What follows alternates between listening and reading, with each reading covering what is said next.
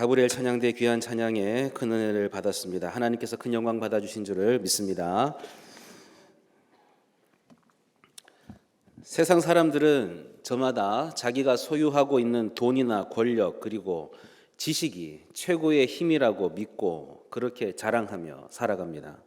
그러나 진정한 힘은 잠시 있다가 없어지는 썩어버릴 세상에 있는 것이 아니고 천지가 사라져도 영원히 살아 없어지지 않는 하나님의 말씀에 있습니다. 풀은 마르고 꽃은 시드나 우리 하나님의 말씀은 영원히 서리라. 오늘 사도행전 19장 20절 말씀처럼 하나님의 백성들에게는 하나님의 말씀이 곧 힘이 된다는 사실입니다. 오늘 본문은 바울을 통해 이 사실을 분명하게 우리에게 보여주고 있습니다. 오늘 본문에 보면 바울이 고린도를 떠나서 에베소에 와서 사역하는 모습을 기록하고 있습니다. 바울이 에베소에 올 때 이 에베소라는 도시를 우리가 한번 생각해 볼 필요가 있습니다. 성지 순례를 가보신 분은 잘 아시겠지만 터키에 있는 에베소에 가면 유명한 몇 가지 건물이 있습니다. 원형 극장도 유명하고 또 셀수스 도서관도 세계적으로 유명하고 그 중에 또 유명한 게 뭔가 하면 아데미 신전이 유명합니다. 오늘 본문 말씀 뒤로 가면 에베소 사람들이 이 아데미 여신을 섬기고 있었다고 말씀합니다.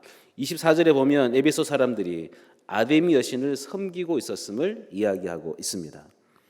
이 아데미 신전이 얼마나 크고 웅장한가 하면 또 얼마나 많은 사람들이 그 안에 모일 수 있는 공간이었는가 하면 지금은 이 아데미 신전이 다 무너지고 없지만 1세기 당시의 역사가들은 세계 7대 불가사의한 건물 중에 하나라고 말했습니다. 아데미 신전의 길이가 115m입니다.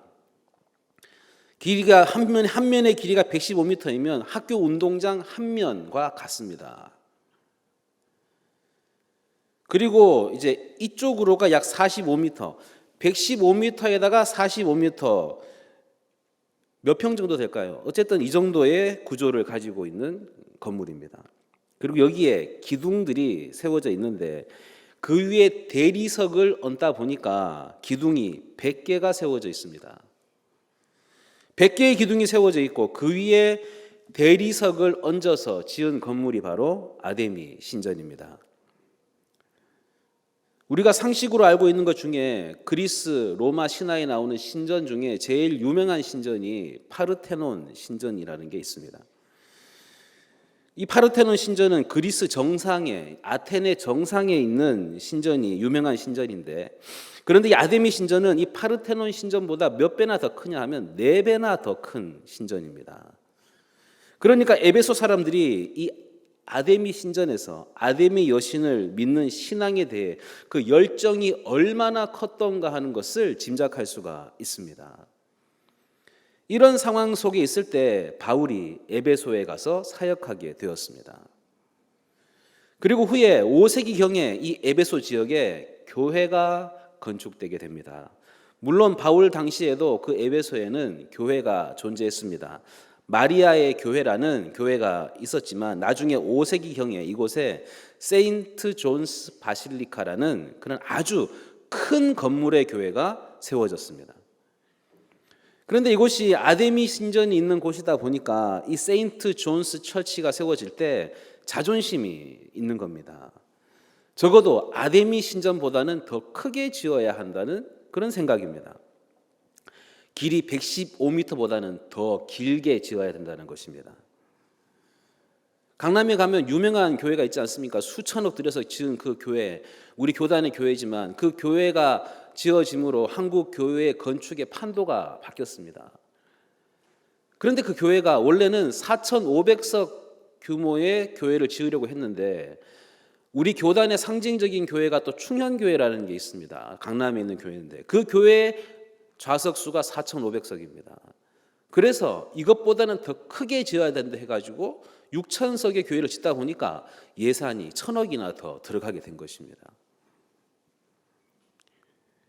그래서 115m보다는 길어야 되니까 130m를 하고 45m보다는 길어야 하니까 60m에서 130m, 60m의 거대한 성전이 지어지게 되었습니다. 여기서 말하고 싶은 게 이것입니다. 바울이 복음을 전할 때 복음을 전하니까 결국 그 우상의 도시 에베소가 뒤집어져서 아데미 선전은 무너지고 이처럼 하나님을 섬기는 사람들이 가득한 도시로 변화될 수가 있었습니다. 바울이 그곳에서 복음을 전하게 되었는데 복음의 중심 메시지가 오늘 본문 8절에 보면 뭐라고 하냐면 하나님의 나라였다고 말씀하고 있습니다. 8절 말씀을 보시기 바랍니다. 바울이 회당에 들어가 석 달 동안 담대히 하나님 나라에 관하여 강론하며 권면하되, 바울이 담대하게 하나님의 나라를 선포하고 있었음을 말씀하고 있습니다. 그러니까 복음은 예수 그리스도에 관한 이야기이고 예수 그리스도께서 선포한 말씀이 곧 복음입니다. 복음은 예수 그리스도에 관한 것이자 예수님께서 말씀하시고 선포하신 메시지가 복음입니다. 이 복음의 중심에 한가운데 뭐가 있습니까? 하나님의 나라가 있습니다. 그러니까 바울이 예수 그리스도를 선포하며 복음을 선포하며 하나님의 나라를 담대하게 선포하게 될 때 에베소 지역이 하나님의 나라로 바뀌어 가고 있었던 것입니다. 바울이 하나님 나라를 선포했습니다. 복음을 선포했습니다. 복음을 선포해서 하나님의 나라가 선포되니까 그곳이 하나님의 나라로 변화되기 위해서 하나님께서 그곳을, 하나님의 나라가 선포되는 그곳을 하나님께서 직접 통치하셨습니다. 이렇게 하나님의 통치가 이루어지는 영역이 하나님의 나라이고 하나님의 통치로만 하나님의 나라가 이루어지게 됩니다. 그 후에 바울이 회당에서 복음을 전하다가 바울을 싫어하는 유대인들, 그 무리들로 인하여서 그곳을 피하여 두란노라는 곳으로 가게 됩니다. 두란노는 사람 이름인 것 같습니다. 사람 이름인데 두란노라고 하는 사람이 스쿨, 학교를 세웠습니다. 그래서 헬라어로 스콜레라는 단어를 사용하고 있습니다. 바울이 두란노 서원으로 가게 되었는데 이곳에서 복음을 가르치고 말씀을 전했기 때문에 아마도 이곳이 최초의 신학교로 생각되고 있습니다. 바울은 이곳에서 열심히 복음을 선포하고 말씀을 가르쳤습니다.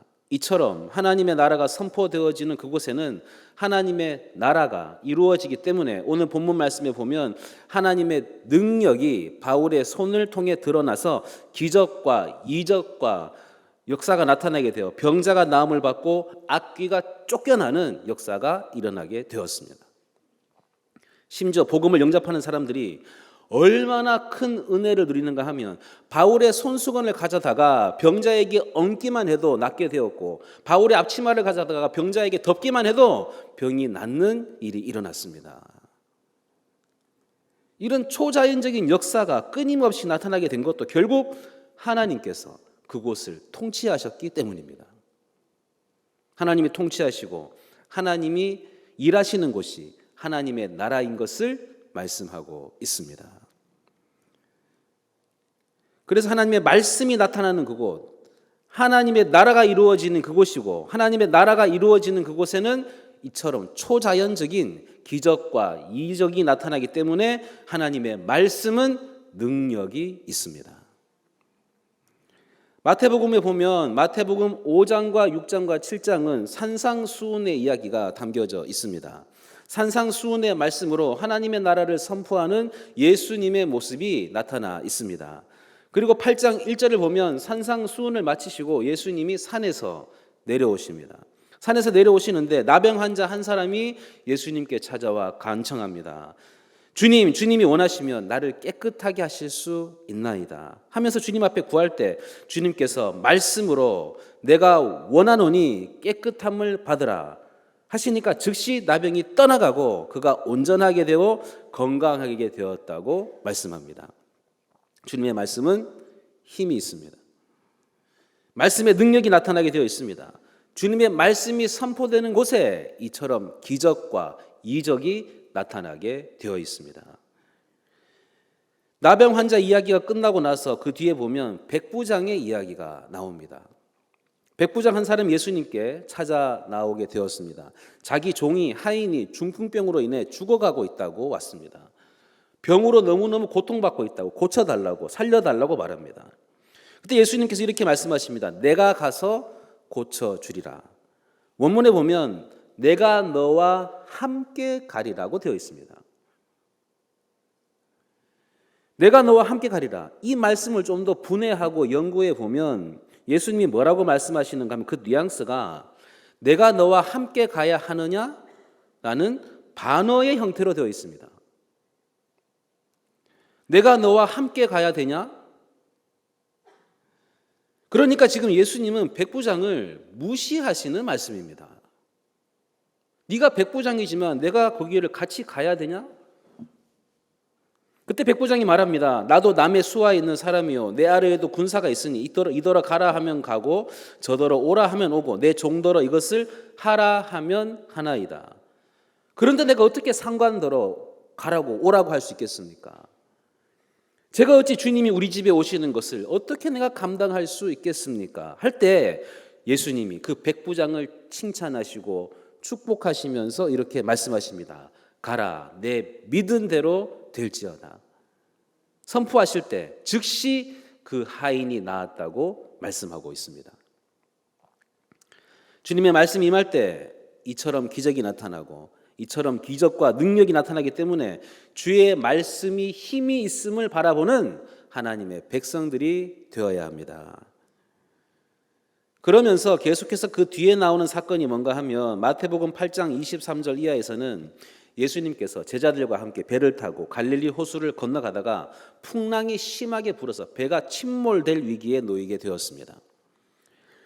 제자들이 두려움에 떨고 있을 때 예수님께서 일어나셔서 바람과 파도를 꾸짖으시니까 잔잔하게 되었습니다. 이런 역사가 나타날 때 제자들이 서로 자기들끼리 보면서 이렇게 말합니다. 이가 누구시기에 바람과 파도도 복종하는가?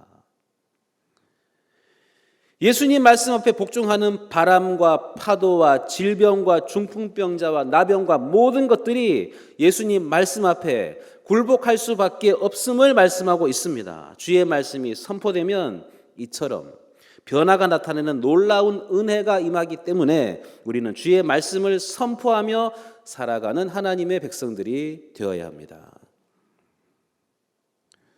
또 사도행전에 보면 베드로와 요한이 성전 미문을 향하여 올라가다가 안전뱅이가 구걸하는 모습을 보고 이렇게 말합니다. 은과 금은 내게 없지만 내게 있는 것으로 내게 주노니 곧 나사렛 예수 이름으로 일어나 걸어라. 할 때 그가 일어나 걷고 뛰고 춤추며 기뻐했다고 말씀하고 있습니다. 중요한 건 뭡니까? 예수 그리스도 이름으로 명할 때 능력이 나타나게 됩니다. 그렇기 때문에 우리는 인생을 살면서 늘 예수 그리스도의 이름으로 명하며 사는 하나님의 백성들이 되어야 합니다. 가정에 가면 주여 우리 가정에 명하노니 우리 가정이 천국이 되게 하옵소서. 예수 이름으로 명하노니 내 가정이 천국이 될지어다. 이렇게 선포해야 합니다. 이렇게 명령해야 합니다. 그렇게 나아갈 때 가정이 천국으로 변하는 역사가 나타나게 될 것이고 하나님께서 직접 통치하심으로 말미암아 내 가정이 해방되고 노임되고 자유와 평화를 누리는 복된 가정이 될 수가 있습니다. 그렇기 때문에 우리는 예수의 이름으로 명하며 사는 하나님의 자녀들이 되어야 합니다. 또 내가 질병에 걸려 있을 때에도 예수의 이름으로 명하는 하나님의 자녀가 되어야 합니다. 내 몸에 불법 주차하고 있는 그 질병을 향하여 나사렛 예수 이름 명하노니 모든 질병은 떠나갈지어다. 명령할 때 모든 질병은 악령들은 떠나고 말 것입니다. 또 직장에 가게 될 때에도 예수 이름으로 명하며 직장 생활을 해야 합니다. 정말 아침에 눈 뜨기 싫은 겁니다. 직장 가려니까. 어떤 청년은 대학병원에서 일하는 간호사인데 아침 일어나면 주여 소리가 나오기보다는 욕부터 나온다는 겁니다. 아침에 억지로 도착했는데 가자마자 왜 늦었냐고 팀장님이 야단치고 하루 종일 기분 나쁘고 밤새도록 기한해서 만드는데 부장님한테 이것도 기한이냐고 하면서 빠꾸 맞고 야단 맞고 얼마나 나름대로 열심히 노력했는데 이처럼 혼이 날 때마다 직장은 지옥처럼 느껴지는 것입니다. 이렇게 직장이 지옥이 될 때 우리가 어떻게 하나요?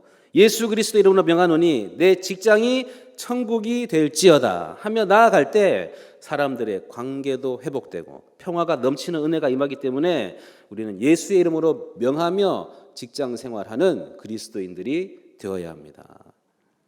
이렇게 주의 말씀을 선포할 때 기적이 나타나게 되는데 재미있는 에피소드가 사도행전 19장에는 나타나고 있습니다.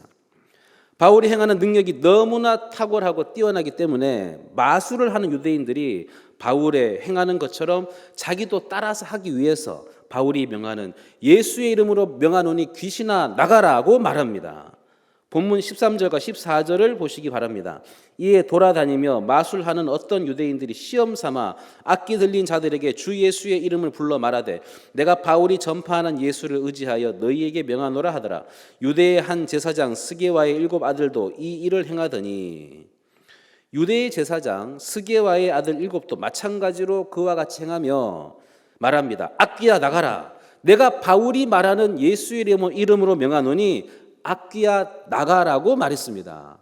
그랬더니 악기가 어떻게 했습니까? 15절과 16절을 보시기 바랍니다. 악기가 대답하여 이르되 내가 예수도 알고 바울도 알거니와 너희는 누구냐 하며 악기 들린 사람이 그들에게 뛰어올라 눌러 이기니 그들이 상하여 벗은 몸으로 그 집에서 도망하는지라.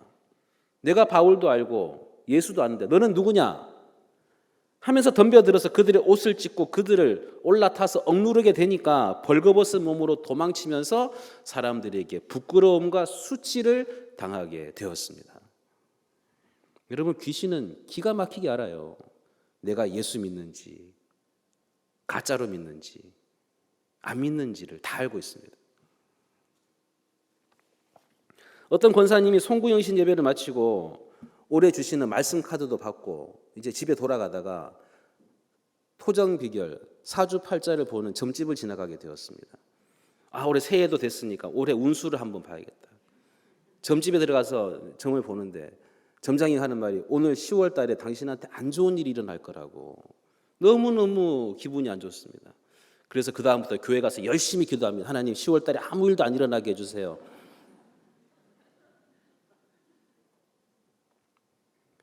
기도했으니까 아무런 일이 일어나지 않았겠죠? 중요한 것은 내가 예수를 믿고 있는지 믿지 않는지 흉내만 내는지를 귀신은 다 알고 있는 것입니다. 성령의 인치심을 받은 예수 그리스도의 보혈의 피로 죄사함 받고 성령의 인치심을 받은 그리스도인이라면 점집에 갈 일도 없지만 점집에 가다 할지라도 점괘가 안 나와야 정상입니다. 그렇게 얘기해야 됩니다. 당신 혹시 예수 믿습니까? 점괘가 안 나오는데요. 그냥 예수님 잘 믿으세요. 이렇게 나와야 정말 용한 점장이에요. 그런데 점을 보니까 그 권사님처럼 언제 안 좋은 일이 날 거라는 점괘가 나오는데 둘 중에 하나예요. 내가 나이롱 신자든지 그 점장이가 가짜든지. 사랑하는 여러분, 내가 예수를 믿고 있으면 감히 귀신들이 나에게 접근하지 못하게 되어 있습니다. 악한 영들이 나를 지배하지 못하게 되어 있습니다. 성령의 역사만이 나를 인도하게 되어 있다는 사실을 꼭 믿으시기를 간절히 바랍니다.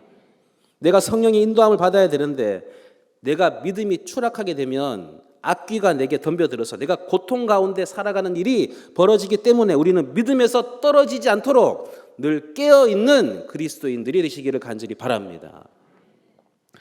사무엘상 16장 16절에 보면 사울 왕에게 여호와의 영이 떠나니까 악귀가 들어갔다고 말씀합니다.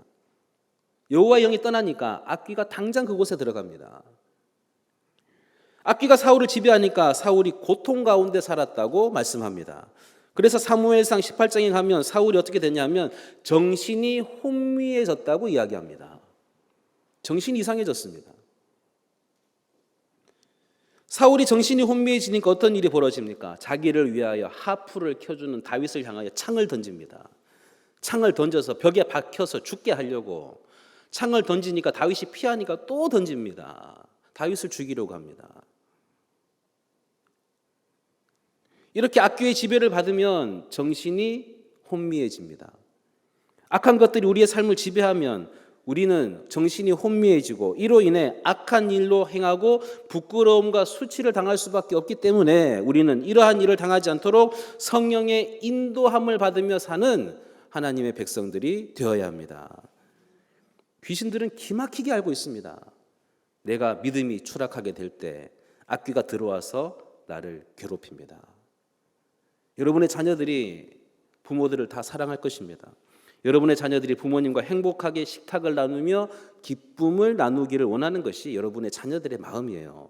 그런데 왜 자녀들이 곁길로 갑니까? 왜 부모의 마음처럼 되지 않습니까? 왜 여러분의 자녀들이 그러한 고통 속에 있게 될까요?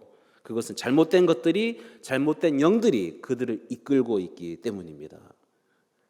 여러분의 자녀들도 부모님과 함께 행복을 나누고 싶지만 자기도 모르게 괜히 짜증을 내고 부모님한테 화를 내고 집을 박차고 나가는 일이 벌어지는 것입니다. 그래서 부모는 늘 자식을 위해 기도해야 합니다. 자식의 문제는 곧 부모의 문제입니다. 수능 기도회가 시작됐는데 어떤 권사님이 신방하다가 들어 자기는 수능 기도회 5년 다녔다고. 한 자녀를 위해서. 5년 다니니까 엄청 힘드셨겠네요. 아니요. 5년 동안 본인의 신앙이 엄청 성장했다는 거예요. 그래서 결국은 대학도 원하는 데 갔지만 본인의 신앙이, 그 부모, 어머니의 신앙이 정말 성장했다는 겁니다.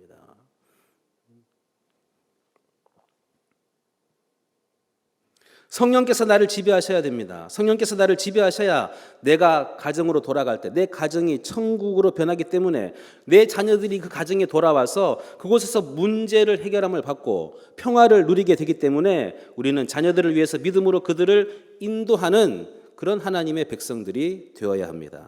내가 성령으로 깨어서 내 가정의 평화가 깃들기를 간구하며 선포하며 나아가게 될 때에 하나님께서 내 가정을 천국으로 변화시켜 주시는 은혜를 누리게 되어 있습니다.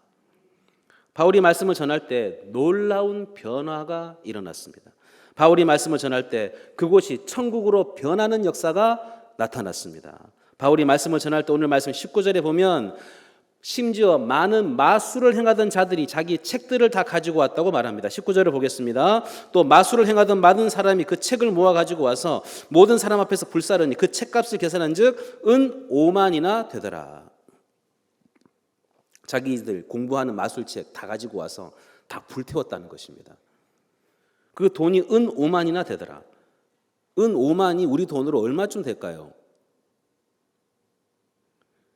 여기 은 5만이라는 것은 그 화폐 단위를 드라크마를 말합니다. 드라크마는 그리스 지역에서 사용하던 그리스 문화권에서 사용하던 동전입니다. 로마로 말하면 데나리온입니다. 1데나리온의 등가 가치를 가진 게 1드라크마입니다.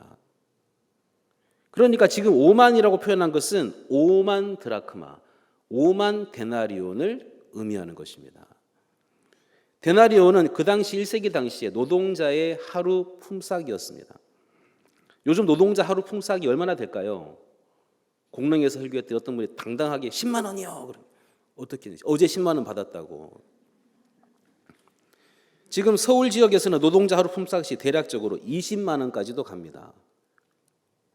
근데 농촌에 가면 15만 원, 또 여자분들은 더 적게 받아서 12만 원 정도 받습니다. 그러니까 농사 짓는 분들이 아우성이 대단하잖아요. 일할 사람이 없어서 인건비가 올라가니까. 그래서 지금 우리나라에 와 있는 외국인 노동자들의 대부분이 몽골 사람들입니다. 지금 몽골 사람들이 많이 오고 있습니다. 몽골이 한국을 좋아하고 있고, 왜냐하면 말하는 어순이 같기 때문에 말을 배우기가 쉽습니다. 세 가족이 신방을 했는데 이분이 중국 동포세요. 남편하고 다 같이 중국 동포인데 다 같이 한국에 와서 사는 거예요. 남편은 태권도 사범을 하고 본인도 연변과학기술대학 나온 재원인데 한국에 와서 또 사업을 준비하고, 그런데 자기 시어머니는 이미 몇십 년 전에 한국에 와서 이미 자리를 다 잡았다는 겁니다. 그러니까 한국 사람도 일할 자리가 어디 있겠습니까? 그러니까 계산해 보세요. 적게 쳐서 하루 품삯을 10만 원으로 쳐도 5만 데나리온이 얼마입니까? 계산이 안 나오나요? 너무 단위가 커졌나요? 50억이죠, 50억. 그러니까 마술을 행하는 자들이 자기가 공부하던 마술책을 50억 원어치 들고 와서 다 불태웠다는 겁니다. 자발적으로. 그러니까 50억이면 웬만한 서울 시내의 아파트 한 4채 정도를 그냥 불태운 것입니다. 자발적으로. 이처럼 말씀이 선포되는 곳에는 변화가 나타나기 때문에 오늘 20절에서 이렇게 말씀합니다. 이와 같이 주의 말씀이 힘이 있어 흥왕하여 세력을 얻으니라. 주의 말씀에 힘이 있어 흥왕하는 역사가 나타나게 되었습니다. 주의 말씀이 임하는 곳에 기적과 이적과 변화가 나타나기 때문에 우리는 주의 말씀을 붙들고 사는 하나님의 자녀들이 되시기를 간절히 바랍니다. 미국 하버드 대학의 허버트 카슨이라는 의대 교수가 있습니다. 이분은 심장병 이식 수술의 최고의 권위자입니다. 이분이 수많은 심장병 환자를 수술해서 고쳐주었는데 이 심장병 환자들을 수술하고 치료하게 되면 자기한테 수술 받은 환자 중에 이상하게 급격하게 회복이 빠른 환자들이 있다는 것을 발견하게 되었습니다. 자기가 심장병 전문가인데 수술을 받고 자기가 예상한 것보다 더 빨리 회복되어서 또 퇴원도 더 빨리 하더라는 것입니다. 그래서 이 사람들이 과연 어떤 사람인가를 궁금해서 그들의 생활 습관을 관찰했습니다. 그래서 그들의 생활 습관을 관찰해서 하버드 비즈니스 리뷰라는 책에다가 발표했는데 그 제목이 뭔가 하면 성경을 묵상하면 스트레스가 감소된다입니다.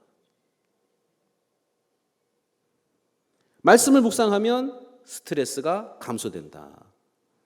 여러분, 심장병의 원인 중에 제일 중요한 게 뭐예요? 스트레스잖아요. 당뇨병 3종 세트, 상년병 3종 세트, 당뇨, 고혈압, 콜레스테롤. 제일 큰 원인은 여러분 스트레스 호르몬 때문입니다. 스트레스도 호르몬이 있어요. 잠 못 자고 하는 것도 다 스트레스 받기 때문에 그런 거예요.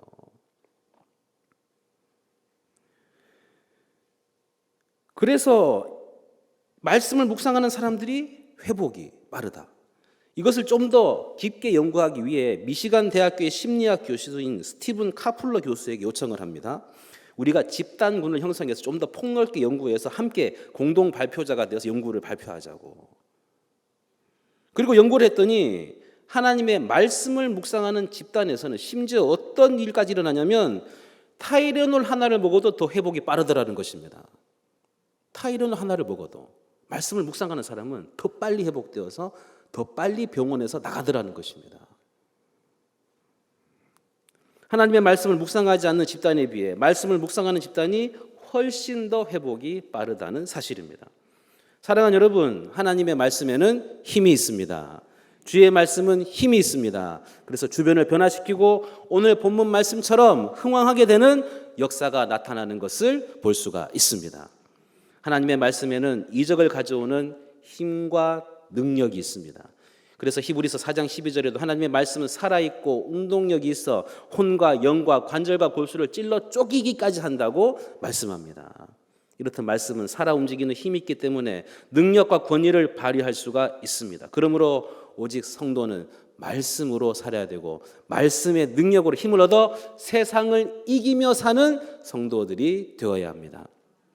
자꾸 말씀을 읽다 보면 여러분 산책할 때도 말씀을 귀에 꽂고 계속 듣다 보면 또 말씀을 쓰다 보면 그 말씀이 내 삶을 지배하게 되고 그 말씀에 내가 은혜를 받기 때문에 우리는 말씀을 사모하는 사람이 되어야 되고 말씀을 붙들고 말씀의 삶에 적용하며 사는 사람이 될 때 내 삶에 놀라운 변화가 나타나게 될 것입니다.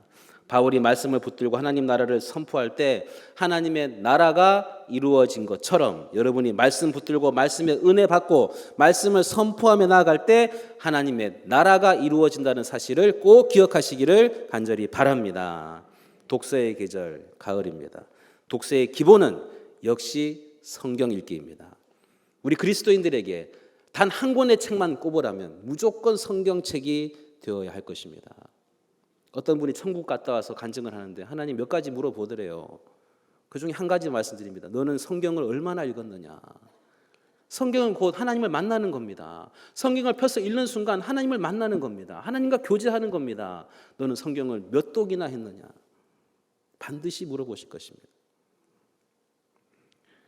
이 가을을 주신 하나님께 감사하며 이 가을에 말씀을 더 가까이 하며 하나님과 더욱 친해지는 성도들이 되시기를 간절히 바랍니다. 이 아름다운 계절에 말씀을 더 사랑하시고 말씀을 더 붙드시고 말씀대로 사시기를 간절히 바랍니다. 그래서 성령께서 여러분 속에 뜨겁게 역사하셔서 악한 것들이 틈타지 못하게 하실 뿐만이 아니라 여러분의 삶과 여러분의 주변이 천국으로 변하게 되는 복을 누리며 살아가는 꽃동산의 가족들이 되시기를 예수님의 이름으로 간절히 축원합니다.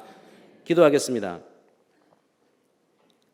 하나님 아버지, 우리가 주의 말씀 꼭 붙들게 하시고 주의 말씀을 의지하게 하셔서 주의 말씀에 우리에게 힘이 되고 영의 양식이 되고 위로가 될 수 있도록 역사하여 주옵소서. 귀한 성도들이 말씀을 더 사랑하게 하여 주옵소서. 말씀을 더 의지하게 하여 주옵소서. 말씀으로 우리 성도들 삶이 그 가정이 천국으로 변하여 기쁨과 행복과 즐거움이 넘치게 하여 주옵소서. 감사드리며 예수님의 이름으로 기도합니다.